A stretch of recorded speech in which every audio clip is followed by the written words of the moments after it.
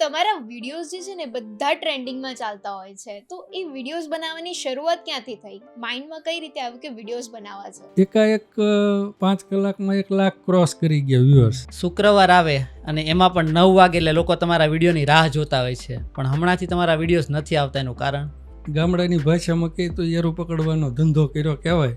પોલિટિક્સમાં entry કરી. કોઈને પોલિટિક્સમાં enter થવું હોય તો કઈ રીતે થવાય? કોઈ મને એમ પૂછે કે મારે થવું છે તો હું પહેલાં એને એમ કહું કે તમારા મતે શું સારું છે, ઈવીએમ મશીન કે પછી બેલેટ પેપર? જ્યારે બેલેટ પેપરથી ચૂંટણી થતી ત્યારે આખી પેટીઓ ગાયબ થઈ જતી.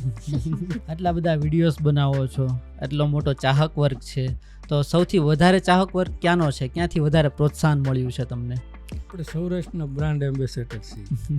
ક્યારેય આપણા વિડીયામાં કોઈ કલાકારને આંખમાં ગ્લિસરીન નાખવું પડ્યું છે? નહીં, આંસુડ આવી જ જાય. તો તમે જે વિડીયોઝ બનાવો છો એ ખાલી સુરતમાં હોય છે કે પછી સુરતની બહાર પણ બનાવો છો? Hello friends, Minto foundation presents talk with કવિ એન્ડ કવિતા પોડકાસ્ટ. ફ્રેન્ડ્સ, આજના આપણા પોડકાસ્ટના ખાસ મહેમાન છે, જેમના વિડીયોઝ અને વાર્તાઓ માત્ર દેશમાં નહીં પરંતુ વિદેશમાં પણ ફેમસ છે. જેમના ચાહકોની કોઈ એજ લિમિટ નથી, એટલે કે નાનેથી લઈને મોટા સુધી બધા જ એમના ચાહકો છે, એમના ફેન્સ છે.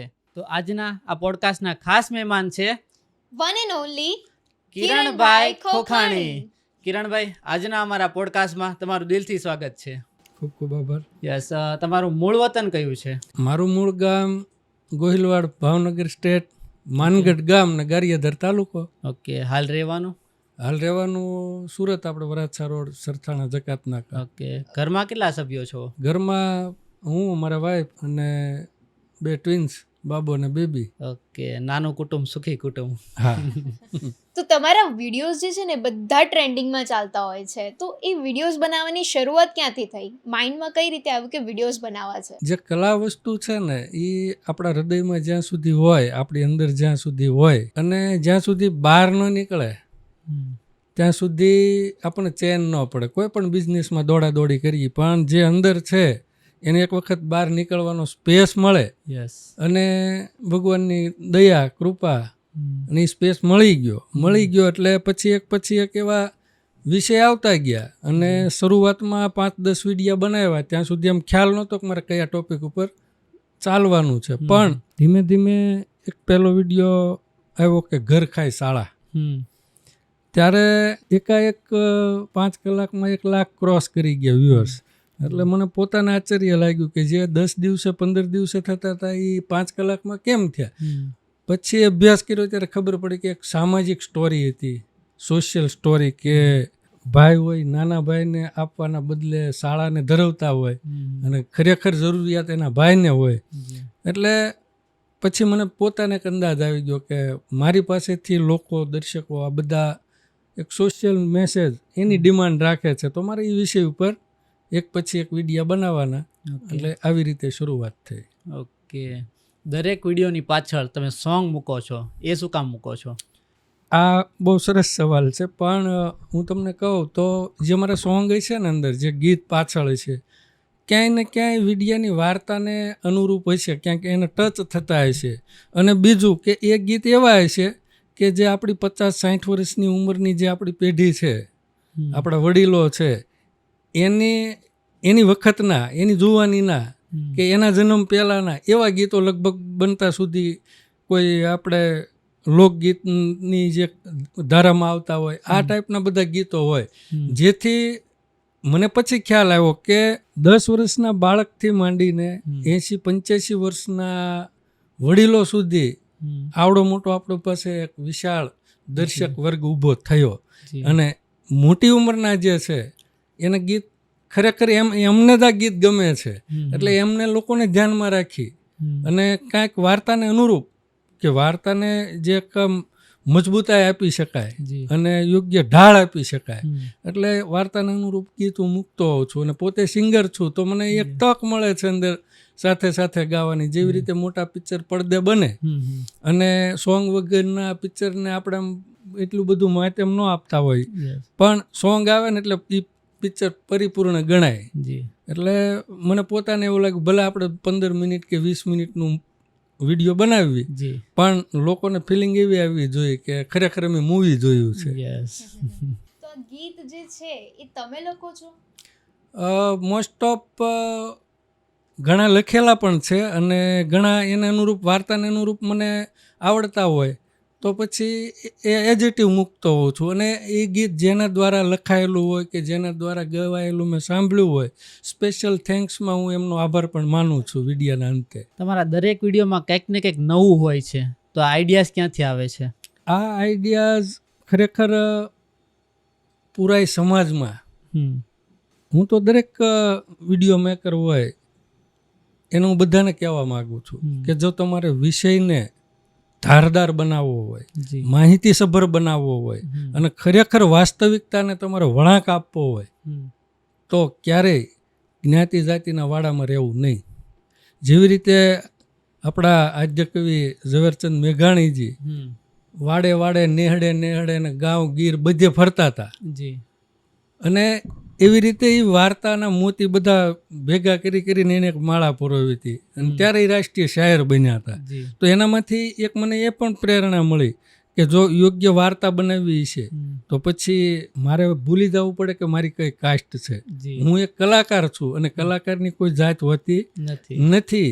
એ સરસ્વતીના ઉપાસક હોય છે. જી એટલે હું દલિતોના ઘર હોય તો પણ ચા પાણીનો પ્રોગ્રામ કરું છું, દેવી પૂજકના ઘર હોય તો પણ ચા પાણીનો પ્રોગ્રામ કરું છું, એમના ઘરે જાઉં, એમની ઓસરીમાં બેસું છું.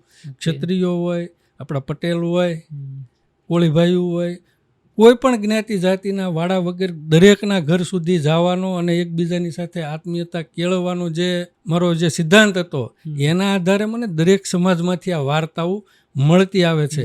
આપણે ભલે જ્ઞાતિ જાતિવાદ લોકો ફેલાવતા હોય પણ ખરેખર દરેક સમાજની સાથે સંકળાય ને ત્યારે એવું જ લાગે છે કે જે પ્રશ્નો છે એ તો બધાને કોમન છે. દહેજના હોય, અંધશ્રદ્ધાના હોય, કોઈ ભાઈઓના ઝઘડાના હોય, દેરાણી જેઠાણીના કજિયાના હોય, તો આ તો સર્વત્ર 18 જ્ઞાતિમાં છે, 18 વર્ણમાં છે. તો આપણા પ્રશ્નો તો બધાના કોમન છે, તો આપણે જુદા કેવી રીતે છીએ? એટલે આ મુદ્દાને ધ્યાનમાં રાખીને દરેકનું માન સન્માન જળવાય. હવે મેં એક વિડીયો બનાવ્યો હતો, તમે જોયો હશે, શામળો માલધારી. તો માલધારીના ઘરે જઈને મેં વિડીયો બનાવ્યો હતો અને એ પરિવારે પણ અમને એવો સાથ સહકાર આપ્યો. જે આપણે ઘણી વખત આપણે કોઈ પણ વસ્તુ, કપડાં કદાચ કોઈને માગી આપી, કોઈ નાની મોટી વસ્તુ આપી, પણ જે ઝરઝવેરાત હોય એ લગભગ કોઈ માગી આપે નહીં. પણ છતાં માલધારીનો જે વિડીયો બનતો હતો તો એમાં તમે જોયું કે મારી પાસે પણ જે આ ચાંદીનું જે પેલો હરેણીયું આવે એ પણ એમણે આપ્યું હતું અને જે હારે રાધી મેડમ એમને પણ જે ઘરેણાં પહેર્યા હતા એ એક પણ બગસરાનું નહોતું એમાં. એટલે આ જે એણે પોતાનો ભાવ અને અમે જેવી રીતે માલધારીનું એક સ્વરૂપ ધારણ કરી લીધું હતું.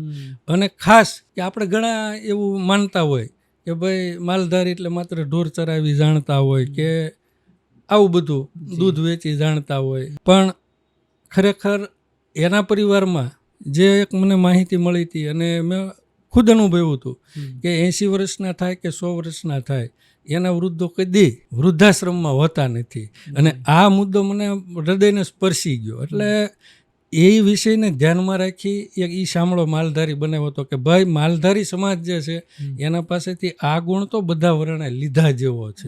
એટલે આવી રીતે દરેક સમાજમાં જવાથી, દરેક જ્ઞાતિ જાતિમાં ભળવાથી આપણને આ બધા મેસેજ મળે અને એના આધારે વાર્તાઓની સ્ક્રિપ્ટ હું તૈયાર કરતો હોઉં છું. જી. તમારા ફેવરિટ કવિ કોણ છે? ઝવેરચંદ મેઘાણીજી. ઓકે. તો તમે આ જે શોર્ટ ફિલ્મની ફિલ્ડમાં આવ્યા એના પહેલા તમે શું કરતા હતા? શોર્ટ ફિલ્મમાં આવ્યો પહેલાં ફિટનેસ ક્લબમાં ટ્રેનર તરીકે હતો અને એમાં પાર્ટનરશિપમાં હું ચલાવતો હતો. શુક્રવાર આવે અને એમાં પણ 9 વાગે એટલે લોકો તમારા વિડીયોની રાહ જોતા હોય છે, પણ હમણાંથી તમારા વિડીયોઝ નથી આવતા, એનું કારણ? હવે આમ ગણીએ તો ગામડાની ભાષામાં કહીએ તો એરું પકડવાનો ધંધો કર્યો કહેવાય. પોલિટિક્સમાં એન્ટ્રી કરી. ઓકે. એટલે તમને પણ ખબર છે કે કોઈ પણ વિડીયો આપણે બનાવી જી એટલે એક દિવસ વાર્તા લખાય, એક દિવસ શૂટિંગ થાય, એક દિવસ એડિટિંગ થાય, એક દિવસ ડબિંગ મ્યુઝિક થાય, 3 થી 4 દિવસ 5 દિવસ લાગે એક વિડીયો કમ્પ્લીટ કરતા. તો આ કામની સાથે સાથે હવે કોર્પોરેટર તરીકે પણ જવાબદારી છે તો 4-5 દિવસ ફોન એક ધારો બંધ રાખી શકાય નહીં. નહીં. એટલે અત્યારે એ માધ્યમમાં જોડાઈ ગયા છીએ એટલે થોડુંક ટ્રબલ પડે છે. એટલે બે બગડે એની કરતાં ગમે એક વસ્તુને આપણે હમણાં ન્યાય આપવો પડે. અને લોકોએ આપણને સારા એવો પ્રેમ ભાવ ને મત આપીને આપણને જીતાડ્યા છે. તો આપણી એક ફરજ પણ છે કે આપણી ટર્મ છે ત્યાં સુધી આપણે આપણા એરિયામાં ધ્યાન પણ રાખવું જોઈએ. જી. પોલિટિક્સમાં આવ્યાને તમને કેટલો ટાઈમ થયો? પોલિટિક્સમાં આવ્યાને આમ તો 10-12 વર્ષથી હું થોડો સંકળાયેલો તો હતો જ, પણ આ 2021માં સુરત મહાનગરપાલિકામાં કોર્પોરેટર તરીકે ચૂંટાયો. આ પોલિટિક્સમાં આવવાનો વિચાર ક્યાંથી આવ્યો? પોલિટિક્સમાં તમને ખ્યાલ હોય તો જ્યારે મેં એક વિડીયો બનાવ્યો હતો તક્ષશિલા વિશે, અગ્નિકાંડ, અને એમાં તમે અધિકારીના રોલમાં પણ હતા અંદર. ત્યારે એક અંદરથી એવું હતું કે લોકોની જે હાડમારી છે, જે સમસ્યાઓ છે, આપણે આમને જોયા જ કરવાની છે નહીં કે આનો રસ્તો શું, આનું મૂળ ક્યાં છે. તો એના સુધી પહોંચવા માટે એક ઈચ્છા અંદરથી થઈ કે આપણે પોતે સિસ્ટમમાં જઈએ. પણ ખરેખર કહું ને તો આમ નિરાશાજનક કહેવાય. ત્યાં ગયા પછી આપણને ખબર પડી કે સિસ્ટમ જ એટલી ઓલી છે કે આપણે બહારથી ગમે એટલો અવાજ કરતા હોય તો અંદર કાન બેરા જ છે બધાના. કોઈ તમારી અવાજ સાંભળવા વાળું નથી. યોગ્ય રજૂઆત કરો, કારણ કે જ્યાં તમારો પ્રશ્ન નિરાકરણ ઉપર આવવાનો હોય ત્યાં અધિકારીઓની બદલી થાય. તમારો જે પ્રશ્ન છે, કોઈ ડૉક્ટર પાસે આપણે ઈલાજ કરાવતા હોય તો આપણી ફાઇલ હોય કે ભાઈ આ દર્દી આપણે કેટલા ટાઈમથી આપણે આને દવાની પ્રિસ્ક્રિપ્શન આપી છે, કેવી અને પરેજી પાળવાનું કીધું છે. તો એક ડૉક્ટરની સતત નજર એના પેશન્ટ ઉપર હોય એટલે એનો ઈલાજ થાય, શક્ય બને. પણ એક પ્રશ્ન હોય એ કમસે કમ 4 થી 5 અધિકારી ફરી જાય ને ત્યાં સુધી એનો એ જ રહે. નવો આવે નવેસરથી અભ્યાસ કરે, નવો આવે નવેસરથી અભ્યાસ કરે. આનાથી કેવું થાય કે આપણી પ્રત્યે લોકોની જે લાગણી હોય કે એને જે આશા અપેક્ષાઓ બંધાણેલી હોય કે આપણે ભાઈને વાત કરીએ એટલે આપણે પ્રશ્ન રજૂઆત કરશે અને આપણું નિરાકરણ લાવશે, એમની રીતે એ પણ સાચા છે. આપણે આપણી રીતે રજૂઆત કરીએ છીએ, પણ મેં કીધું એમ કે જ્યાં રજૂઆત કરી રહીએ છીએ એનું સેટ થાય છે, એનું નિરાકરણ આવવાની તૈયારી થાય, ત્યાં અધિકારી બદલાય, નવો આવે, પાછો એકડો એક ઘૂંટે. એટલે આનાથી આપણે પોતે પણ નિરાશ થઈ અને આપણી ઉપર લોકોને પણ શ્રદ્ધા ડગે કે આવું કેમ તમે બોલો છો તો થતું કેમ નથી. પણ આ બધી વસ્તુ જે આપણે બહારથી જોઈ છે ને એવું બહુ સરળ છે નહીં. તમે કઈ પોલિટિકલ પાર્ટીના મેમ્બર છો? પોલિટિકલ પાર્ટીમાં એમ ગણો તો શરૂઆતમાં 2001થી બીજેપીમાં હતા, 2010 સુધી એના સમર્થક રહ્યા. ત્યારબાદ ગુજરાત પરિવર્તન પાર્ટી આવી હતી જે ગોરધનભાઈ ઝડફિયા સાહેબના અને કેશુબાપાના નેતૃત્વમાં, તો એમાં જોડાયા હતા. ત્યારબાદ મૂકી દીધું હતું આ બધું પોલિટિક્સ, કે ખ્યાલ આવ્યો કે બિઝનેસ કરવો જરૂરી છે, આપણું જે કાંઈ પોતાનું છે એમાં વધુ આપણને ઇન્ટરેસ્ટ જાગ્યો થોડો. એટલે પછી વિડીયોની લાઈન આ બધું શરૂઆત થઈ ગઈ. લોકોએ આપણા વિડીયોને વધાવ્યા એટલા, લોકોની પ્રેમ એટલી મળી. અને તમને નવાઈ લાગશે કે 60થી વધુ કન્ટ્રીમાં ગુજરાતી સમાજ આપણા વિડીયા માત્ર તળપદી ગુજરાતી ભાષા સાંભળવા માટે જોવે છે. અને ઘણી વખત એને શબ્દનો અર્થ ખબર પણ નથી હોતી, પણ છતાં હવે ઉત્તર ગુજરાત છે, મહેસાણા સાઈડ છે, વિજાપુર, વિસનગર છે, ડીસા છે, તો જેવી રીતે આપણને મહેસાણી ભાષા કોઈ બોલતો હોય ને સાંભળવી ગમે ને મીઠી લાગે, એવી રીતે એ લોકોને કાઠિયાવાડી મીઠી લાગે છે. ઘણી વખત આપણને અમુક મહેસાણી શબ્દના અર્થ નથી સમજાતા, એમ એને કાઠિયાવાડી શબ્દના અર્થ નથી સમજાતા, છતાં એકબીજાનું સાંભળવું ગમે છે. એટલે આવી રીતે આ જે કાઠિયાવાડી લેંગ્વેજને જે ખાસ તો આપણે જે ભાવનગરની ગોહિલવાડની જે તળપદી ભાષા, આને લોકોએ ખૂબ વધાવી. અને એટલા માટે આપણને વધુ ને વધુ એમાં કામ કરવાનું પ્રોત્સાહન મળ્યું. ક્યારે એવું થયું કે પોલિટિક્સ છોડી દેવું છે? ઘણી વખત હાલમાં પણ એવું થાય, પણ અત્યારે આપણી ફરજ ક્યાં છે કે આપણે કોઈ સંગઠનના મેમ્બર નથી કે કોઈ સંગઠનના હોદ્દેદાર નથી, આપણે ચૂંટાયેલા પ્રતિનિધિ છીએ. એટલે મૂકવું છે, છતાં એનો જ્યાં સુધી સમય પૂરો ન થાય ત્યાં સુધી તો શક્ય નથી. પણ 5 વર્ષ પૂરા થાય ત્યારે જોઈશું ત્યારની પરિસ્થિતિ. કોઈને પોલિટિક્સમાં એન્ટર થવું હોય તો કઈ રીતે થવાય? પહેલાં તો કોઈ મને એમ પૂછે કે મારે થવું છે તો હું પહેલાં એને એમ કહું કે તમને કોઈ સારો બિઝનેસ મળતો હોય, કોઈ સારો કામ ધંધો મળતો હોય તો પહેલાં એ કરો. કારણ કે પોલિટિક્સ વસ્તુ એવી છે, તમારી આખી જિંદગી પૂરી થઈ જશે ને તો એમાં તમને સંતોષ ક્યારેય નથી થવાનો.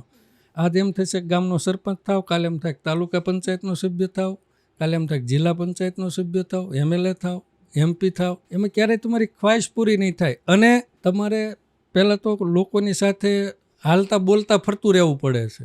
તમે સિદ્ધાંતને વળગી રહ્યો છો તો તમે રાજકારણમાં ફેલ થાવ છો. અને રાજનીતિ વસ્તુ જ એવી છે, જેવી રીતે ચોપાટ ને સોગઠાબાજીની રમત આવે, આમાં તો એકબીજાના ટાંટિયા ખેંચો તો તમે આગળ જાઓ. એટલે બનતા સુધી બીજો કોઈ સામાજિક સેવા કરવાનો જો કોઈ રસ્તો મળતો હોય ને સાથે સાથે પોતાનો બિઝનેસ પણ ડેવલપ થતો હોય તો હું યુવાનોને, બહેનોને બધાને એક સલાહ આપીશ કે પહેલાં એ કરજો. તમારા મતે શું સારું છે, EVM મશીન કે પછી બેલેટ પેપર? એ તો બંને સરખું જ છે, EVM કયો કે બેલેટ પેપર કયો. કારણ કે મેં એવું સાંભળ્યું કે જ્યારે બેલેટ પેપરથી ચૂંટણી થતી ત્યારે આખી પેટીઓ ગાયબ થઈ જતી. એવું પણ સાંભળેલું છે. EVM થી થાય છે તો લોકો એમ કહે છે કે EVM ને હેક કરીને આંકડા ફરે છે.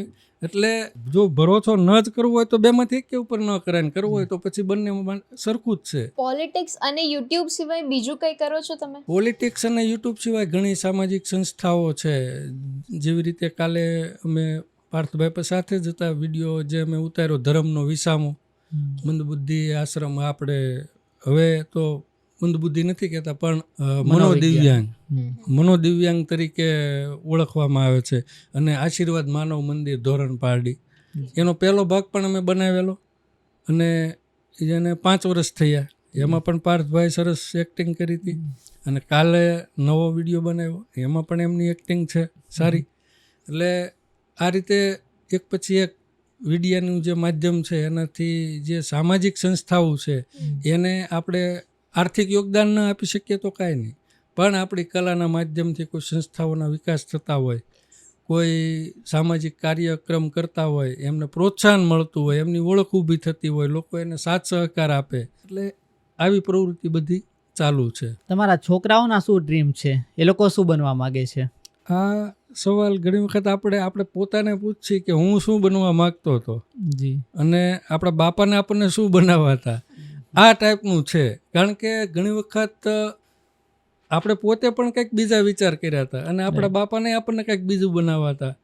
તો એમાંથી આપણને એક પ્રેરણા મળી કે જે બાપાને બનાવવું હતું એ પણ આપણે નથી બની શક્યા અને જે આપણે બનવું હતું એ પણ ન બની શક્યા. એટલે બે વિચારો ભેગા થવાથી એક પણનું સપનું સાકાર થતું નથી. એટલે એ બાબતથી મેં લગભગ 7મું ધોરણ મારા છોકરાઓ ભણતા હતા, 2 બેલડાના છે, ટ્વિન્સ, બાબો ને બેબી. તો અત્યારે 12મા ધોરણમાં પહોંચી ગયા છે. તો 7મું ભણે છે ત્યારથી એને શું કરવું છે, એને કેમાં ઇન્ટરેસ્ટ છે, એમાં એને છૂટ છે. ક્યારેય મેં મારા વિચારો એના પ્રત્યે કે એની ઉપર થોપવાની કોશિશ કરી નથી કે તારે આ બનવાનું છે. હા, ભણવાના ટાઈમે ભણવામાં ધ્યાન આપો, સ્કૂલના ટાઈમે સ્કૂલમાં, હોમવર્કના સમયે હોમવર્કમાં, ઘરે કોઈ માંગલિક પ્રસંગ હોય ત્યારે ભણવાનું ભૂલીને પ્રસંગમાં ઓતપ્રોત બધાની હારે હળીભળી જાઓ. ગામડે વેકેશનમાં જતા હોય તો એને આ શેરીમાં જે આપણા જૂના મિત્રો હતા એના બાળકો સાથે રમો, ખુલીને રમો, એકબીજાની હારે ભળો. આપણી જે ગામડાની જે રીત રિવાજ પ્રણાલી છે એને જાણો, જુઓ, શીખી જ જાઓ એવી કોઈ ઓલી નથી રાખતા આપણે. પણ આવી રીતે જે સમયે જે કામ હાથમાં લ્યો એ કામ કરો. રમવાના ટાઈમે રમો, આરામના ટાઈમે આરામ કરો, ભણવાના ટાઈમે ભણો. કેટલા ટકા લાવશો, કેટલા લાવવા જરૂરી છે આ બાબતમાં. કારણ કે અત્યારના બાળકો બહુ એટલા ટેલેન્ટેડ છે. અત્યારે એમ ગણીએ તો રોબોટ સિસ્ટમ છે કે જે વસ્તુ આપણે 7મા ધોરણમાં વિચારી નતા શકતા એ વસ્તુ આ તમારો કોઈ પણનો ફોન હોય, છે પણ આમ તેમ થયો હોય તો 5 વર્ષનું બાળ મંદિરનું છોકરું ફોનને આમ તેમ કરીને બેક મારીને વ્યવસ્થિત કરી દે છે. તો અત્યારનું બાળક જ એટલું ટેલેન્ટેડ છે કે એને એની જે દુનિયા છે એમાં એને વિસરવા જ દેવું પડે, કોઈ પણ શંકા રાખ્યા વગર. આટલા બધા વિડીયોઝ બનાવો છો, આટલો મોટો ચાહક વર્ગ છે, તો સૌથી વધારે ચાહક વર્ગ ક્યાંનો છે, ક્યાંથી વધારે પ્રોત્સાહન મળ્યું છે તમને? સૌથી વધુ તો આપણે કહી શકાય કે આપણે સૌરાષ્ટ્રના બ્રાન્ડ એમ્બેસેડર છીએ, વટથી કહી શકાય. કારણ કે સૌરાષ્ટ્રના તારાપુર વટીને ચાલુ થાય એટલે ઓખા મંડળ સુધી કોઈ એવો વિસ્તાર નથી કે જ્યાં આપણા ચાહકો ન હોય. અને એનું કારણ છે કે આપણી ભાષા જે સૌરાષ્ટ્રની તળપદી છે એટલે બધાને પોતીકું લાગે છે. અને 10 વિડિયા જોવે તો એમાંથી 1-2 વિડિયા તો એને એવા જ લાગે કે આ મારા ઘરની વાર્તા કિરણભાઈને કોણ કહી આવ્યું છે, સેમ મારા ઘરની વાર્તા રજૂ કરી છે. એટલે બધાને સૌરાષ્ટ્ર અને પછી સૌરાષ્ટ્રમાંથી જે સુરતમાં, અમદાવાદમાં, વડોદરામાં રહે છે એ પણ એટલા જ ભાવથી જોવે છે. અને સુરતમાંથી જે આપણા સૌરાષ્ટ્રવાસીઓ અમેરિકામાં ગયા છે, ઇંગ્લેન્ડ ગયા છે, કેનેડા ગયા છે, ઓસ્ટ્રેલિયા ગયા છે, ત્યાં પણ આપણો એટલો ચાહક વર્ગને એ લોકો એટલો પ્રોત્સાહન આપે છે. તો તમે જે વિડીયોઝ બનાવો છો એ ખાલી સુરતમાં હોય છે કે પછી સુરતની બહાર પણ બનાવો છો?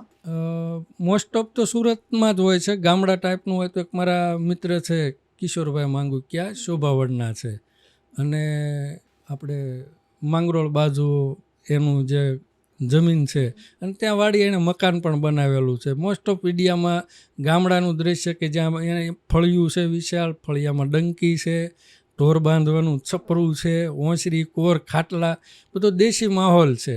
એટલે ગામડાનું શૂટ ત્યાં થાય છે. અને શરૂઆતમાં અમે સૌરાષ્ટ્રના ગામડે પણ ગયેલા છીએ, પણ શરૂઆત હતી ખબર નહોતી કે આવું વસ્તુ સુરતમાં પણ શક્ય બને. પણ જ્યારે અહીંથી બનવાની શરૂઆત થઈ ગઈ એટલે પછી ગામડે ધક્કા ખાવાનું બંધ કરી દીધું. આટલા બધા વિડીયોઝ બનાવો છો તો કોલ્સ પણ વધારે આવતા હશે, રિવ્યૂઝ આવતા હશે વિડીયોઝ વિશે. તો તમને એવો કોઈ કિસ્સો યાદ છે કે ભાઈ હવે મારા વિડીયોઝ બનાવવાની જે સફર છે એ સફળ રહી છે? ઘણી વખત આપણે વિડીયો બનાવીને અપલોડ કરી દઈએ, લોકોમાં પ્રસારિત થઈ જાય, પછી આગળ આવતા શુક્રવારે કયો વિડીયો બનાવવાનો, ઘણી વખત મારે પ્રોબ્લેમ આવ્યા છે કે હાલો આજ તો મેં મૂકી દીધો, હવે આવતા શુક્રવારે હું મૂકીશ. એટલે શનિવારે જ લગભગ કોઈની કોમેન્ટ આવી ગઈ હોય કોઈ આપણા દર્શકમાંથી કે કિરણભાઈ આના ઉપર એક ફોકસ કરો ને, એટલે વિષય આવી ગયો. ખાલી એક લાઈન હોય ને એટલે પછી એનું વિસ્તૃતથી આખી વાર્તા જ બની જાય. પછી કોઈ કથા પ્રસંગમાં ગયા હોય, કોઈ સામાજિક મેળાવડામાં ગયા હોય તો ત્યાં કોઈ એવું ગીત મગજમાં સંભળાઈ ગયું હોય તો એના શબ્દ ઉપર પણ હું વાર્તા ઊભી કરી શકું છું. એટલે આવી રીતે, અને એ વાર્તા પછી એવી વ્યવસ્થિત કે પહેલેથી છેલ્લે સુધી લગભગ મારા વ્યૂ ડ્યુરેશન પૂરેપૂરા છે. અને એટલા માટે કદાચ ઘણાને એવું થાય કે અમારે 2 લાખ, 3-3, 5-5 લાખ, 10-10 લાખ વ્યૂ થાય છે ને ટ્રેન્ડિંગમાં કેમ નથી જતો? અને કિરણભાઈનો વિડીયો ખાલી 25,000 હાલે વ્યૂ થયા હોય ત્યાં સીધો કેમ બીજા, ત્રીજા ને ચોથા ટ્રેન્ડિંગમાં જતો રહે છે? તો આપણું વ્યૂ ડ્યુરેશન કે 25 મિનિટનો વિડીયો હોય તો લોકો 25 મિનિટ પૂરી જોવે છે. અને ઘણાને સોંગ ગમે તો પાછળનો ભાગ એ 2 મિનિટનો જે હોય એ રિવર્સ કરીને જોયા જ કરે, 5-5, 10-10 વખત જોવે. એટલે આવી રીતે લેન્થ વધે છે અને આના હિસાબે ટ્રેન્ડિંગમાં જાય છે. Yes, right. તમે અત્યાર સુધી જેટલા પણ શૂટ કર્યા એમાંથી બેસ્ટ એક્સપિરિયન્સ કયો રહ્યો છે? આમ ગણો તો દરેક વિડીયા કંઈ ને કંઈ વિષય લઈને આવ્યા છે. કોઈ ને કોઈ સમાજની રૂઢિ પ્રણાલી, શ્રદ્ધા, અંધશ્રદ્ધા, સામાજિક એકતા, આ બધા વિષયોને ક્યાંય ને ક્યાંય વણેલા છે. એટલે મારા માટે કોઈ એક વિડીયો ખાસ નથી, જેટલા છે બધા એકથી ચડિયાતા છે. અને જે આવવાના છે એ પણ એકથી ચડિયાતા આવવાના છે. યસ, કોન્સેપ્ટ તો તમારા જબરદસ્ત હોય, એમાં કંઈ કેવું જ ન પડે. અને ખાસ પાર્થભાઈ જે કદાચ બીજે ક્યાંય કોઈના વિડીયામાં જતા હોય કે ન જતા હોય ખબર નથી, પણ હંમેશા મારા વિડીયામાં જ્યાં જરૂર પડી છે ને એમનું કિરદાર મેં વ્યવસ્થિત મૂક્યું છે. અને જેવું હું ધારણા રાખું છું એની કરતાં વિશેષ નિભાવી જાણે છે. Thank you. પણ હું કહું ને તો તમારી વાર્તા જેવી હોય છે કે આપણને દિલથી અંદરથી એવું થાય કે ને આને ન્યાય આપવો જરૂરી છે, અને કોઈ બી પાત્ર હોય એમાં ઢળી જ જાય. તમારી વાર્તા જેવી હોય છે. પણ તમે પોતે મારા વિડીયોમાં અભિનય ક્ષેત્રે ઘણા વિડીયોમાં તમે સાથે રહ્યા છો, તમને પોતે પણ એક અહેસાસ થયો હશે કે ક્યારેય આપણા વિડીયામાં કોઈ કલાકારને આંખમાં ગ્લિસરીન નાખવું પડ્યું છે? નહીં, આંસુડા આવી જ જાય. વાર્તામાં ઓતપ્રોત એટલા થઈ જાય કે પોતે ભૂલી જાય પોતે કોણ છે, એ પાત્ર તરફ જ એનું લગાવ વધી જાય છે.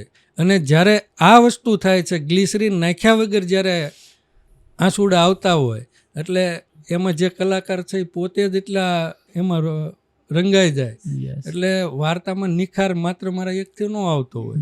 આ બધા જે કલાકારો અંદર છે, સાથી કલાકારો બધા, એ પોતે પણ જીવ રેડી દે છે આમ. અને એટલે બેટર થાય. કિરણભાઈ એકથી કાંઈ નથી થતું, ખાલી વાર્તા લખવાથી કોઈ કામ નથી બનતું. જી. પણ વાર્તાને અનુરૂપ જે પાત્ર એ અભિનય કરે છે અને વાર્તામાં ઢળી જાય છે, આનાથી વાર્તા એક વિશાળ સ્વરૂપ ધારણ કરે છે અને લોકો એને સ્વીકારે છે. આગળનો શું પ્લાન છે? ટીવી સિરિયલ કે પછી મૂવીઝ તરફ જવાનો? પ્લાનિંગ મોટું મૂવી જ બનાવવાની એક અત્યારે પ્લાનિંગ ચાલે છે અને લગભગ ચોમાસું પૂરું થાય અને હરિયાળું વાતાવરણ સૌરાષ્ટ્રમાં ઊભું થઈ જાય પછી એક એવી સામાજિક સમરસતા ઉપર કે જેમાં દરેક સમાજને પોતપોતાનું એક આગવું સ્થાન અંદર મળે અને દરેક સમાજની વચ્ચે એકબીજાનો ભાઈચારો વધે, જે રિયાલિટી છે એની ઉપર વાર્તા ઊભી કરી. ખોટા સેટ ઊભા કરવા અને જે કાલ્પનિક જગત કે 5મા માળેથી ધૂપકા મારે નીચે ઉતરી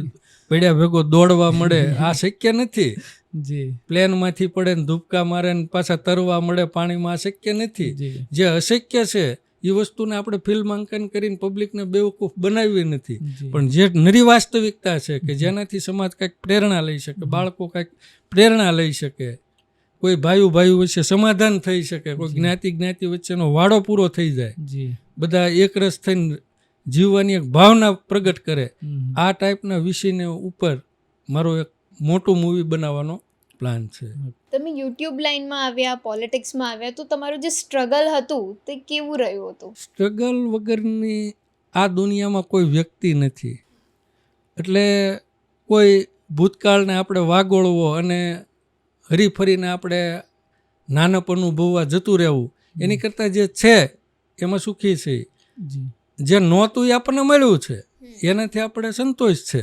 પણ ખરેખર દરેકના જીવનમાં જો તડકો નહીં જોયો હોય ને જેણે, એ ક્યારેય વૃક્ષોના છાયાની કિંમત નહીં સમજે. રાઈટ. 25 વર્ષ સુધી જેણે સંઘર્ષ કર્યો હોય, જે ભોંય પર પથારીએ સૂતો હોય, કે વાડી ખેતરના કામ કર્યા હોય, મહેનત મજૂરીના કામ કર્યા હોય, એ ખરેખર 25 વર્ષ પછી એ પ્રગતિના પંથે હોય છે.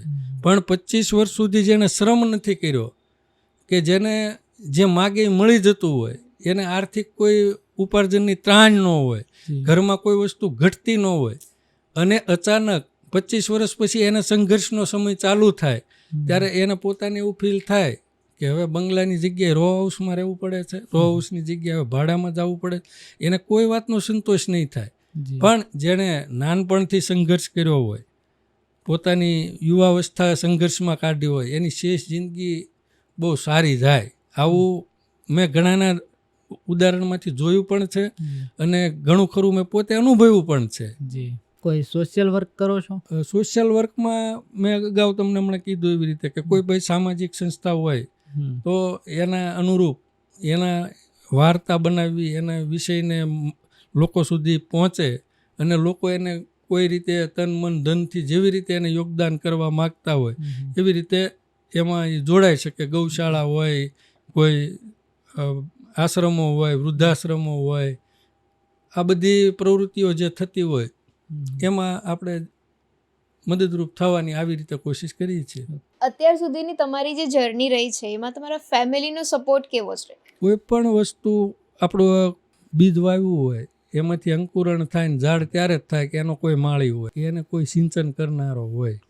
તો મેં અગાઉ એક વિડીયોમાં પણ કીધું છે કે હું જે ઢબથી ગાઈ શકું છું તો આમાં મારો કોઈ ગુરુ નહોતો. અને ગાયક કલાકાર તરીકે મને જે અંદર પ્રેરણા મળી કે ક્યારે ગરબા કેવા ગવાય, રાસ કેવા હોય, લોકગીત કેવા હોય, લગ્ન ગીત કેવા હોય, આ બધું જે આખું ગણું ને તો આ આખો પટારો, ગાયકીનો જે પટારો છે એ દેન મારા મમ્મીની છે. એ પોતે એટલા અંદર એનો અવાજ સુરીલો હતો અને લગભગ ગીત એને મોઢે હતા.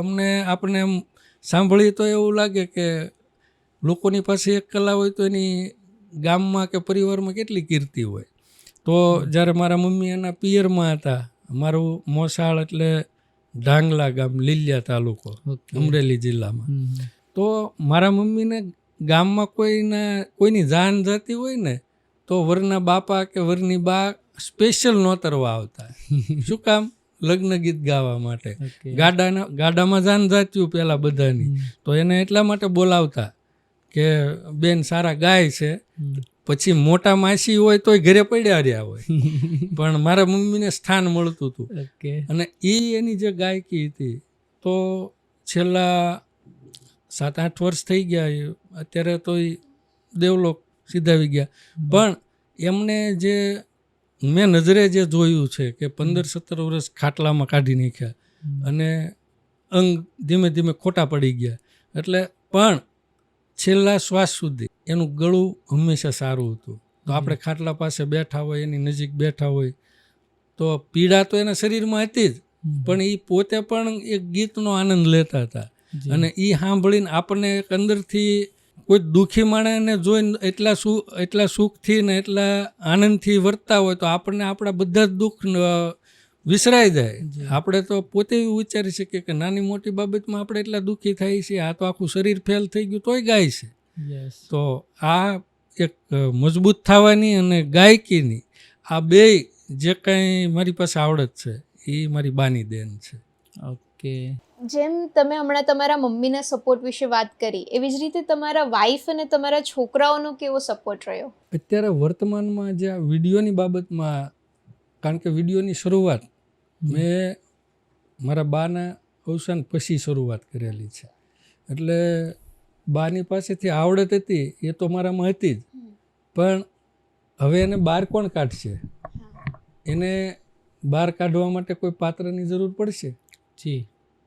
કલા છે પણ હું પોતે મને નથી ઓળખતો, તો મને મારી પોતાની ઓળખાણ કોણ કરાવશે? રાઈટ. એટલે મને મારી પોતાની ઓળખાણ એ મારા ધર્મપત્નીએ કરાવી છે કે તમે ખરેખર કલા જગતના માણસ છો, તમે કોઈ બિઝનેસમેન નથી. જી. એટલે બિઝનેસમાં કરતાં પણ તમારી પાસે જે કલા છે એનો ઉપયોગ કરો, તમારી પાસે જે આવડત છે એનો ઉપયોગ કરો. અને હંમેશા ઘણી વખત એને પોતાને કોઈ એવા અનુભવ થયા હોય તોય પણ મને કહે કે આની ઉપર વાર્તા બનાવજો, તમારું ચાલશે.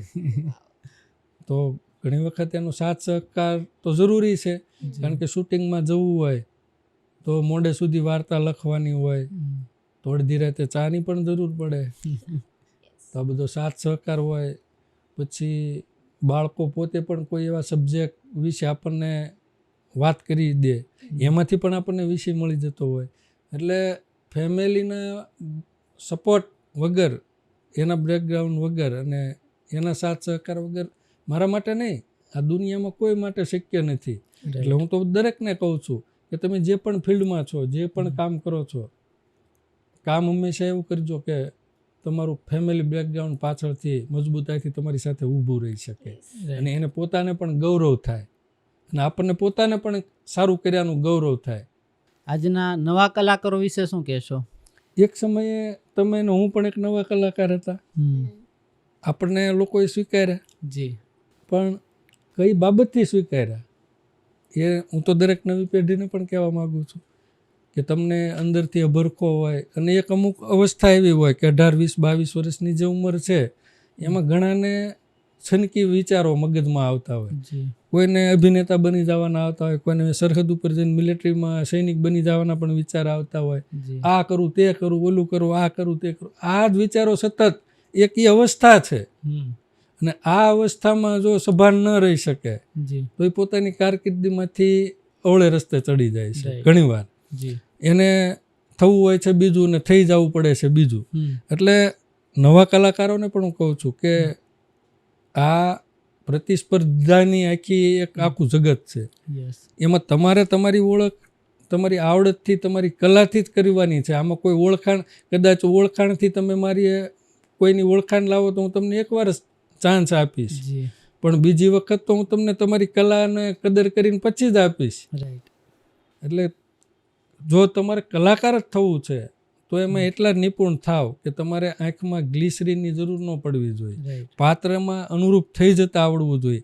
અને મોટી વાત બીજી એ છે કે કામ મેળવી લેવાની હાઈમાં મેળવી લેવાની ઉતાવળમાં ગમે તેના શૂટિંગમાં જતું રહેવું ને ગમે તેનું વિડીયોમાં કે મૂવીમાં કે ગમે ત્યાં તો પહેલાં જે કાંઈ સ્ટોરી છે, વાર્તા છે, એને જુઓ, જાણો, એનાથી શું તમારી પ્રગતિ છે, તો એવી વાર્તાનો તમે હિસ્સો બનો.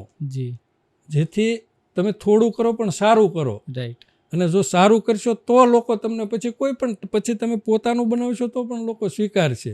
પણ અગાઉથી આંધળી દોટ મૂકીને ગમે તેવા શૂટિંગમાં ભાગ લેવો, હિસ્સો લેવો, ગમેની વાર્તામાં, આપણે કોઈની નિંદા નથી કરતા, પણ તમે પોતાની કારકિર્દીમાં જો આગળ વધવા માગતા હો તો તમારે પોતાએ એક પ્રાથમિકતા તો રાખવી જ જોઈએ કે ભાઈ હું જે વિડીયોમાં કે જે પિક્ચરમાં જવા માગું છું કે જેમાં મને સામેથી ફોન આવ્યો છે ને તક મળે છે, તો તમારી પ્રાથમિકતા એ છે કે એમાં તમારું પાત્ર શું છે, તમારો કિરદાર શું છે, અને એ કિરદારની સમાજ ઉપર સારી મોડી કઈ ઇફેક્ટ પડવાની છે.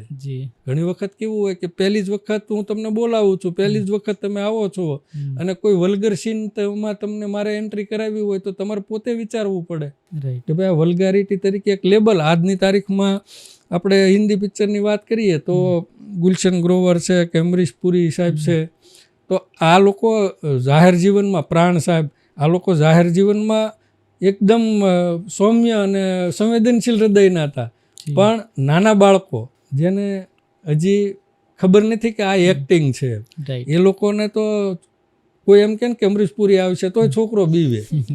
એટલે આવું પાત્ર નેગેટિવ પાત્ર થઈ જવાય. પણ એમાં ભલે નેગેટિવ પાત્ર તો કમ્પ્લીટલી એ જ રસ્તો તમારે અંગીકાર રાખવો પડે. પણ શરૂઆતથી કે ભાઈ મારા જે કિરદાર છે એનું સમાજ ઉપર શું ઇફેક્ટ પડવાની છે અને હું પોતે એ એક્ટિંગ કેટલી આબેહૂબતાથી નિભાવીશ, ભલે નેગેટિવ એક્ટિંગ હોય વાર્તાને અનુરૂપ, પણ શું તમે એમાં ખરા ઉતરી શકો તેમ છો? કારણ કે ઘણીવાર કેવું હોય પહેલી વખત છે તો શરમ અનુભવતા હોય, શરમ અનુભવતા હોય એટલે એમાં જે પાત્રને જે અનુરૂપ જે અભિનય કરવો જોઈએ એ તો કરી શકતા નથી. એટલે નથી પછી નેગેટિવ પાત્રને અનુરૂપ રહેતા, નથી પોઝિટિવ પાત્રને અનુરૂપ રહેતા. એટલે અહીંયાથી પછી એને સ્ટ્રગલ ચાલુ થઈ જાય. પછી મનમાં એવા વિચાર આવે કે આ મારા કામનું નથી, પછી જ્યાં જાય ને આ મારા કામનું નથી, આવી રીતે અટવાઈ જતા હોય છે. આજનો યુવાન વ્યસનના માર્ગે ચડ્યો છે, શું કહેવા માંગશો? જેવો સંગ એવો રંગ. જેની સાથે અત્યારે આપણે બધા ભેગા થતા હોય તો વિડીયોની, મૂવીની આવી જ વાત થતી હોય. સ્ટુડન્ટ બધા ભેગા થતા હોય તો એક્ઝામની, કોલેજની, એના બુક્સની, એના ટીચરોની આ જ બધી વાત થતી હોય. બેનો ભેગા થતા હોય, કીર્તન મંડળ હોય તો સત્સંગની વાતો થતી હોય, ઓટલા પંચાયત હોય તો કોઈના ઘર ભાંગવાની વાતો થતી હોય. એટલે જેવા માહોલમાં તમે રહેશો એવું તમે અંગીકાર કરશો. આ સત્ય સનાતન છે. રાઈટ. લાઈફનો કોઈ એવો કિસ્સો જે યાદ કરીને આજે પણ રડવું આવતું હોય? કોઈ પણ વ્યક્તિ હોય, કદાચ મોટો ઉદ્યોગપતિ હોય કે મોટા સંત હોય, હરેકના જીવનમાં એવા ઘણા અઢળક કિસ્સાઓ બન્યા જ હોય કે એ યાદ આવતા હોય અને રડાઈ જતું હોય. રાઈટ. પણ હું તો મારા પોતાના અનુભવ પરથી અને ઘણાના આપણે જે જીવન પ્રસંગો વાંચ્યા છે એના અનુભવથી હું એટલું કહીશ કે ભૂતકાળમાં બનેલી કોઈ એવી ઘટનાઓ જે તમને કાયમ દુઃખ દેતી હોય એ તમારા માટે તમારી સફળતાના પગથિયાના પાયામાં તમારે એને કેવી રીતે કંડારી દેવી. કારણ કે ઘણીવાર આપણી ભૂલ હોય, આપણી અણાવડત હોય અને એના પણ આપણને દુઃખ હોય. તો જ્યાં પણ આપણે નિષ્ફળ થયા છીએ ત્યાંથી ભાંગી પડવું, એના કરતાં એને કેમ બેટર કરવું અને એમાંથી શું આપણે બોધ લેવાનો છે એ બોધ લેતા રહીને તો જ એમાંથી આગળ વધાય. એટલે હું તો કહું જેના જીવનમાં આવી ઘટનાઓ બની નથી કે એવા કોઈ પ્રસંગ નથી કે આજ યાદ કરીને રોઈ ન શકતા હોય, એવા પ્રસંગ નથી એના જીવનમાં. હું તો માનું છું કાંઈ નથી. રાઈટ. આજના વાલીઓ બાળકોને ભણવા માટે પ્રેશર આપે છે કે તારે આ જ બનવાનું છે, આટલા ટકા લાવવાના છે, આમ કરવાનું છે. એ વાલીઓને શું કહેવા માંગશો? હું તો પહેલાં એમ કહીશ કે વાલીઓ ભલે ગમે એટલું પ્રેશર કરે, બાળકો જ એટલા ઉસ્તાદ છે, એને જે કરવું છે એ જ કરવાના છે. વાલીઓને પોતાને ખબર છે કે આપણને પણ ટીંગા ટોળી કરીને સ્કૂલે લઈ ગયેલા છે, આપણે નહોતું ભણવું નહોતા જ ભણ્યા, અને છતાં જે ભણી ગયા છે એ આજની તારીખમાં ડોક્ટરો છે. એટલે જે વસ્તુ પરિસ્થિતિ કરાવે, ઘણીવાર 8મા 10મા ધોરણ સુધી ચડાવો પાસ થતા હોય, એ પાછા બોર્ડમાં ટોપરમાં પણ હોય છે. રાઈટ. બાળકને પોતાને ક્યારે લગ્ની લાગે છે એના ઉપર આધાર રાખે છે. આજ હું મારા પોતાના જ બાળકોની વાત કરું તો શિવહરી મારો છોકરો 7મા 8મા ધોરણ સુધી આવરેજ હતો, 55, 60, 65, 70. તો હમણાં 11મા ધોરણની એક્ઝામ ગઈ તો સ્કૂલમાં ટોપર. ઓકે. કારણ કે એને પોતાને સભાનતા આવી ગઈ કે મારે શું કરવાનું છે. એના ઉપર મેં કોઈ પ્રેશર નથી કર્યું કે હું ફી ભરું છું, તારા ખર્ચા કરું છું, તારું આ કરું તો તું કેમ આમાં ધ્યાન નથી આપતું. જી. પણ એને પોતાને રિયલાઇઝ થાય, બાળકને પોતાને રિયલાઇઝ થાય એવું આપણે વાતાવરણ ઊભું કરવું પડે. યસ. કારણ કે અત્યારનું બાળક સમજણું બાળક છે. એને તમે માનસિક ટોર્ચર કરશો તો એ વધુ ડીપમાં જશે, રાઈટ. પીડા અનુભવશે. એવી રીતે મારી બેબી છે જાનવી, કદાચ સ્કૂલમાં અમે 5,000 લોકો બેઠા હોય, 10,000 લોકો બેઠા હોય, ઇંગ્લિશમાં સ્પીચ આપવાની હોય, એન્કરિંગ કરવાનું હોય, સ્કૂલ વતી ક્યાંય પણ પ્રતિસ્પર્ધામાં જવાનું હોય, તો એ એટલું પરફેક્ટ ઇંગ્લિશ બોલે છે તો એનું આપણને ગૌરવ છે. ઓકે. હું જેટલું પ્યોર કાઠિયાવાડી બોલી શકું છું એટલું પ્યોર ઇંગ્લિશ બોલી શકે છે. ઓકે. પણ આના માટે મેં કોઈ એના ઉપર પ્રેશર નથી મૂક્યું. ઓકે. નહીં તો સાયન્સની જ ટકાવારી લાવેલા હતા 10મામાં, પણ છતાં એને કોમર્સ લેવું હતું, ભલે લીધું. એવું નથી કીધું કે સાયન્સ લ્યો, ડૉક્ટર થાવ, એન્જિનિયર થાવ. કારણ કે લગભગ કોઈ એવી ઓલો વર્ગ નથી કે સાયન્સ હોય, કોમર્સ હોય કે આર્ટ્સ હોય કે એ મહાન ન હોય. યસ. બધામાં કાંઈક ને કાંઈક વિશેષતા છે. અને ખાસ આર્ટ્સ એટલે એક આખું માનવ જીવનને કેવી રીતે ઘડતર કરવું. કદાચ તમે કોઈ બિઝનેસમેન નથી થઈ શક્યા, કોઈ મોટા ડૉક્ટર, એન્જિનિયર નથી થઈ શક્યા, છતાં તમારે સમાજની અંદર નામ બનાવવું છે તો એ કલા આર્ટ્સમાં છે. રાઈટ. એટલે કોઈ વિષય ક્યારેય નબળો હોતો નથી. યસ. એટલે આપણા વિદ્યાર્થીઓ છે એની જરૂરિયાત અને ઘણી વખત આપણા ઘરનો માહોલ બાળકને એ બાબતમાં સક્ષમ બનાવતું હોય છે. અને જેટલી તમે એને એની અમુક અવસ્થા થાય પછી આપણે કોઈ શક કરવા કે આની હારે રહેવું ને ઓલી હારે ન રહેવું ને આ કરવું ને તારે અહીંયા ભણવાનું છે ને તારે આના ટ્યુશનમાં જવાનું છે ને તારે એટલા જ ટકા લાવીને દેવાના છે, આ બોજ નાખવો જ નહીં એની ઉપર. અને નહીં નાખશો ને તો એ એની જાતે, હવે અત્યારે વરસાદની મોસમ છે, વરસાદ પડે છે, તમારે નળ ખોદવી નથી પડતી. પાણી ભરાય એટલે એને કઈ બાજુ જવાનું છે ને એને ખબર છે કે આ બાજુ ઢાળ છે ને મારે આમ જ જવાનું છે. પછી એને તમે નેવાના પાણી મોભે ચડાવવા જાવ તી ચડે નહીં. એટલે આવી જ રીતે બાળક છે, જેટલો તમે એને ત્રાસ આપશો એટલો તમે એની ઉપર અધિકાર તો કદાચ જતાવી શકશો કે ભાઈ હું તારો બાપ છું એમ, પણ એના હૃદયમાં જે તમારા પ્રત્યે પ્રેમ ભાવ હોવો જોઈએ ને. તમે બાળકને મોટો કરો છો પણ એના પ્રેમ ભાવને તમે અંદરથી નાશ કરી નાખો છો. એટલે ક્યારેય એ પછી તમારા પ્રત્યેની લાગણી રહેશે નહીં. રાઈટ. હાલમાં તમે પોલિટિક્સમાં છો, કોર્પોરેટર છો, તો આવનારા સમયમાં શું બનવા માંગો છો અને પોલિટિક્સને કઈ નજરે જોવો છો? પોલિટિક્સ વસ્તુ આમ ગણો તો જે સિદ્ધાંતો હોવા જોઈએ, જે સિદ્ધાંતોની જાહેરમાં વાતું થઈ શકે, એને પાળી ન શકે. એટલે બનતા સુધી હું જે ફિલ્ડમાં આપણે જે મૂવી લાઈનમાં છીએ બનતા સુધી એમાં જે કેવી રીતે આગળ વધાય એનાથી પણ સમાજ સેવા થઈ શકે છે. તો એનાથી આપણે કેવી રીતે સમાજમાં એકતા વધે, ભાઈચારો વધે, લોકોને. કારણ કે બે વસ્તુ છે આ 36નો આંકડો જેવી રીતે હોય કે 3 પાખડા આ બાજુ હોય ને 6 આ બાજુ હોય. તો પોલિટિક્સ અને જાહેર જીવન આ બે આ વસ્તુ છે કે પોલિટિક્સ જ્ઞાતિને વીખવાના ધંધા કરે છે, ભાઈઓને બધાડવાના ધંધા કરે છે. એમાં પછી કોઈ પણ પાર્ટી હોય, કોઈ પર્ટિક્યુલર એક પાર્ટીની વાત નથી. કારણ કે રાજનીતિ તો જ થાય છે. અને આ જે આપણે જે વાત કરીએ છીએ, આપણે જોડવાની વાત કરીએ છીએ. હું ઘણા પરિવારોના સ્નેહ મિલનમાં જતો હોઉં. લગભગ આ છેલ્લા 5 વર્ષ થયા 500થી વધુ એવા કાર્યક્રમો કર્યા છે. એમાં દરેક સમાજના સ્ટેજ ઉપર ગયો છું. તો આપણને આનંદ થાય કોઈ પણ સમાજ ભેગો થાય, ભલે એની કોઈ પણ જ્ઞાતિ હોય, પણ એ પોતે એક ભેગા થાય ને તોય આપણને એમ થાય કે કમસે કમ એકબીજાનો સહારો તો છે. તો આવી રીતે ભેગા કરવાની જે પ્રણાલી છે કે ભેગા કરવાની જે વૃત્તિ છે એ જે આપણા કેમ આધ્યાત્મિક સંસ્થાનો હોય કે આપણા કોઈ સામાજિક આપણી જે મૂવી કે આ તે બનાવીને જે કામ કરતા હોય, કોઈ સામાજિક સંસ્થાઓ જે સેવાના ભાગરૂપે કામ કરતી હોય, આ બધાનું કામ લોકોને જોડવાનું છે. તો જોડવામાં આપણે રહેવું અને પોલિટિક્સ એટલે તોડવામાં આપણે રહેવું, આ કન્ફ્યુઝન વાળું છે. પણ બનતા સુધી મોસ્ટ ઓફ જોડવાના કામ સાથે મારે જોડાવવું છે, એવી મારી ભાવના છે. ઓકે, તમે કેશુ બાપાના રાઇટર તરીકેનું કામ બજાવી ચૂક્યા છો અને ત્યાંથી શું શીખ્યા અને કેટલો સમયગાળો સુધી તમે ત્યાં રહ્યા? રાઇટર તરીકે તો એમાં એવું હતું કે ત્યારે ગુજરાત પરિવર્તન પાર્ટી એક નવી પાર્ટી હતી, પણ જુદા જુદા શહેરમાં એના કાર્યક્રમો થતા હોય તો પેપર જે આઉટ થતા હોય, સંદેશ હોય, ગુજરાત હોય, કોઈ પણ અખબારો, તો એમાં શું માહિતી પહોંચાડવી, આ માહિતી પહોંચાડવા, અને એનાથી અત્યારે જે હું વાર્તાઓ લખું છું તો આ બધા મહાવરા ત્યારના કામ આવે છે. તમને હસવું પણ આવશે અને જોનારાને પણ આવશે કે લખવાની એક કલા, એક તો મારા જે હેન્ડ રાઇટિંગ છે એ થોડા કુદરતી આપણને દેન છે, અને બીજા નંબરમાં કોઈ પણ વસ્તુ તમે ક્લિયર પરફેક્ટ ક્યારે કરી શકો કે એનો તમને થોડો ઘણો અભ્યાસ હોય.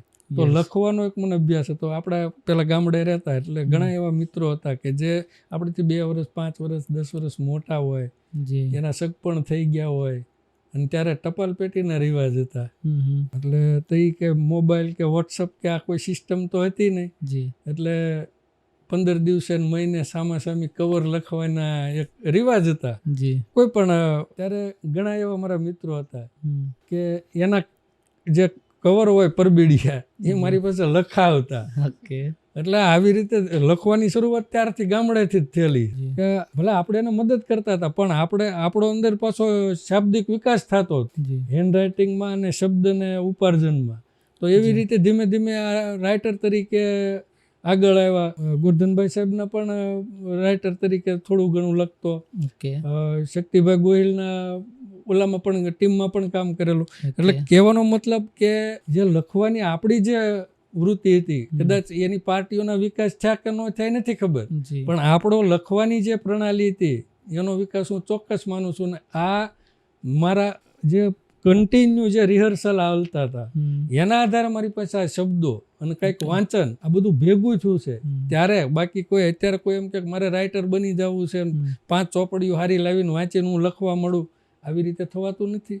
કારણ કે આમાં આમ ગણો તો પૂર્વજન્મની આખી આ લાઈન હોય છે, તો જ તમે એ રસ્તે ચડી શકતા હો છો.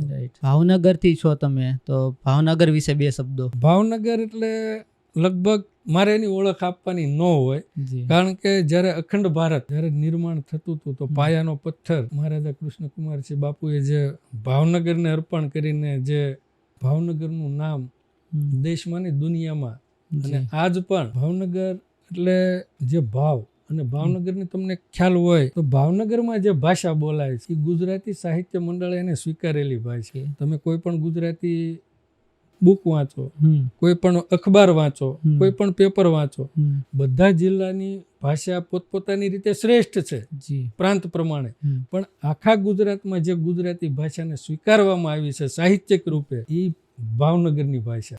તમે પછી પોરબંદર જાઓ તો શબ્દ ગમે તે બોલાતો હોય પણ લખાતો તો એ જ હોય જે ભાવનગરમાં લખાતો. એટલે આખા ગુજરાતનું આમ ગણાય તો આપણે ગૌરવ લઈ શકાય કે આપણી ભાવનગરની ખાસ આપણી ભાવનગરની ભાષા આખા ગુજરાતનું પ્રતિનિધિત્વ કરે છે, અને દરેક જિલ્લાએ એને પ્રેમથી સ્વીકારી છે.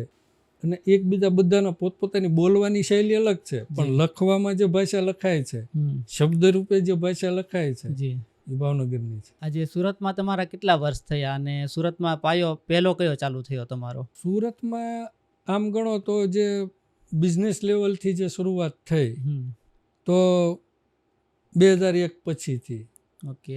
એટલે શરૂઆતમાં હીરાના કારખાનામાં પણ આપણે ઇન્ટરેસ્ટ લઈ જોયો, પછી સાબુના દુકાન એમાં પણ આપણે કામ કરી લીધું.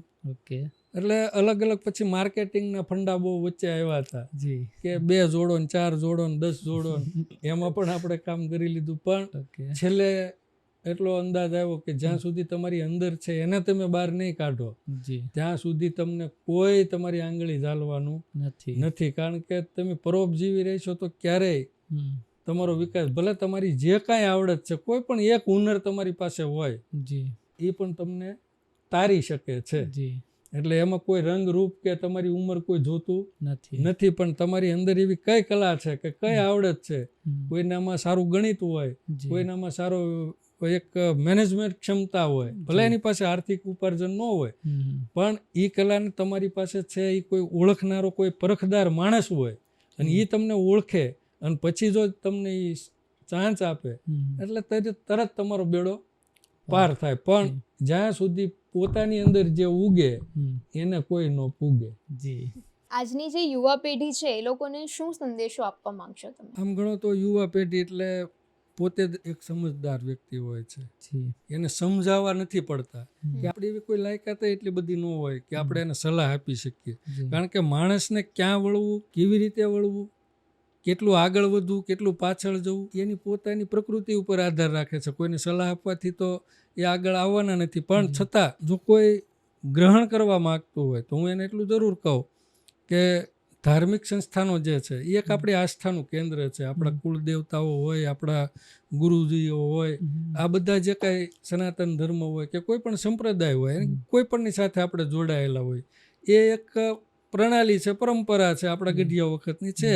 જાળવી એમાં કોઈ વાંધોય નથી. પણ ખાસ હું એમ કહું કે આપણા ઘરે જે મંદિરો હોય એમાં જે આપણા કુળદેવતા હોય, આપણને પોતાને એક એવી આશા અપેક્ષા હોય કે મારા માતાજી મારા ઘરે મંદિરમાં બેઠા છે. જી. પણ હું એટલું જરૂર કહીશ કે એ તો જ બેઠા હોય જો તમારા ગઢા માવતરો છે ને તમારા ઘરે તમારી ભેગા રહેતા હોય. જો એ જુદા રહેતા હોય ને તમે કદાચ ઘરે પછી આખા રૂમની સાઈઝ જવડું આરસનું મંદિર બનાવ્યું હોય તો હું નથી માનતો કે ત્યાં કોઈ માતાજી કુળ દેવતા કોઈ બેઠા હોય. કારણ કે જ્યાં કુટુંબ પરિવાર વિખાઈ ગયો હોય, કુટુંબ પરિવાર અલગ રહેતો હોય કે અંદર ઘરકંકાસ ચાલતો હોય, ત્યાં કોઈ દિવસ લક્ષ્મીજીનો વાસ હોતો નથી. એટલે દરેક યુવાન મિત્રોને તમારી પાસે ભલે કદાચ નિરક્ષર હો, સાક્ષર હો, કોઈ પણ ડિગ્રી હોય, કદાચ તમે ડૉક્ટર હો, એન્જિનિયર હોય, કોઈ પણ જગ્યાએ હોય, ગમે એવડા મોટા ધનાઢ્ય પરિવાર તમારા સસરા થતા હોય કે ગમે તે થતા હોય, પણ ક્યારેય તમારો જે પરિવાર છે, તમારી જે ધરા છે, એની અરે હંમેશા તમારો પગ અડેલો રાખજો કે જે આપણું છે એ તો છે, એને ક્યાંય આપણે ટાળી શકાતું નથી. પણ એને આપણે કેવી રીતે વધુ આનંદિત કરી શકીએ, કેવી રીતે સુખી કરી શકીએ.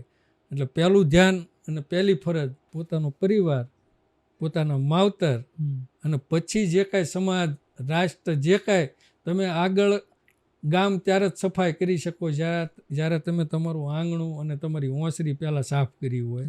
તો બાકી ગામ વાળીને આવો ને પાછા ઓસરીમાં આવો ત્યાં એનું એ હોય તો એનો કોઈ મિનિંગ નથી. એટલે શરૂઆત ઘરના ઉંમરેથી થાય.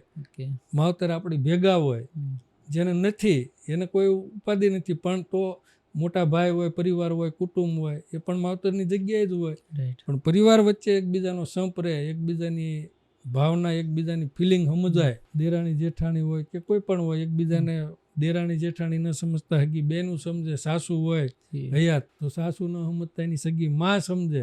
તો હું નથી માનતો કોઈ પરિવાર વિખાય અને કોઈ યુવાન અવળી લાઈને રહે કે કોઈ દુઃખ સહન કરવાનો એને આવે. બાકી તેજી મંદી તો દરેક ધંધામાં આવવાની છે. કોઈ પણ બિઝનેસ હોય એનાથી ભાંગી પડવાનું નથી. એ તો સમયાંતરે તડકો છાંયાની જેમ તેજી મંદી તો રહેવાની જ છે. એટલે તેજી મંદીમાં પણ કેવી રીતે આપણે કામયાબ થવું એ પણ એક કલા છે.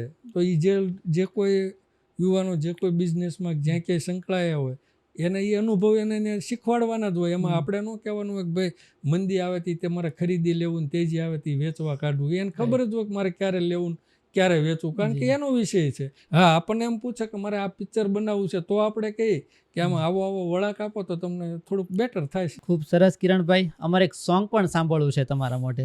સોંગ આમાં બે કામ થશે. સોંગ સાંભળતા સાંભળતા એમાંથી કાંઈક આપણે બોધે લઈ લઈ. જી. કે એવું સોંગ નહીં કે ખાલી મનોરંજન જ થાય કે આનંદ જ થાય. સોંગ એવું હોવું જોઈએ, હૃદય સ્પર્શી હોવું જોઈએ અને એમાંથી કાંઈ પ્રેરણા પણ લેવી જોઈએ. અને જેમ તમે હમણાં કીધું કે યુવા મિત્રોએ શું કરવું જોઈએ, તો એના વિશે મેં વાત કરી. પણ આપણો દેશ, મેં પહેલાં પણ તમને કીધું કે મારી અંદર જે કલા છે એ મારી માની દેન છે. તો મહિલાઓ પણ આપણને, માતાઓ પણ આપણા વિડીયો જોવાની છે. તો માતાઓને આપણે એક રિક્વેસ્ટ, એક ભાઈ તરીકે, દીકરા તરીકે, અને આ ગીતને આપણે એટલે જ પ્રેઝન્ટ કરીએ છીએ કે એમાંથી તમારે કંઈક લેવાનું છે. તો બધા પુરુષ પ્રધાન દેશ આપણે માનીએ છીએ, પણ અત્યારે બધાનો હક હિસ્સો સરખો છે. જી માતાઓ, બહેનો કે પુરુષો બધા સમાન છે. જી. અને કોઈ પુરુષ ગમે એટલો સફળ થાય હમ. તો કોઈ એક સ્ત્રીનું તો અંદર સાથ સહકાર યોગદાન છે જ. જી ચોક્કસ. એટલે માતાઓ પણ ક્રાંતિ કરી શકે. હમ. કેવી ક્રાંતિ કરી શકે? આપણે દરેક સમાજમાં આ પ્રસંગ આવતો હોય છે. આપણા 18 વર્ણમાં આવે છે હમ. કે ઘરે લગ્ન હોય, લગ્ન પ્રસંગ હોય, મામેરાનો પ્રસંગ ખાસ તો આવતો હોય, જી ત્યારે દરેક બેનને હમ. એનો માવતર ક્યારે સાંભળતા હોય? કાંઈ કોઈ અમંગળ ઘટના ઘટી હોય તો, અને આંગણે પ્રસંગ હોય અને દીકરો કે દીકરી પરણતા હોય ને મામેરાનું આવતું હોય, જી ત્યારે એને પિયરની ખાસ એક યાદ આવતી હોય જી. દરેક માતા બહેનોને. અને ત્યારે જે મામેરાના પ્રસંગ છે, આમાં ઘણી જગ્યાએ આપણે એવા કિસ્સા સાંભળ્યા છે હમ. કે ભાઈને સગવડ ન હોય જી અને બેન કોઈ સારા કુટુંબમાં, પરિવારમાં, ધનાઢ્ય પરિવારમાં સાસરે ગઈ હોય, હમ. એટલે એને પોતાને એક એવું થાય કે મારો ભાઈ અહીંયા મોટું મામેરું લઈને આવે જી અને મારા દેરિયા જેઠિયામાં મારું સારું દેખાય. હમ. હમ. એટલે ઘણી વખત બહેનો પોતે એના ભાઈને આર્થિક સહાય કરવા જતા હોય. જી કંકોત્રીની સાથે સાથે 5-10 લાખની સહાય પણ કરતા આવે બંધ બારણે, હમ. કે ભાઈ તારે આનું મામેરું લઈને આવવાનું છે, બરાબર.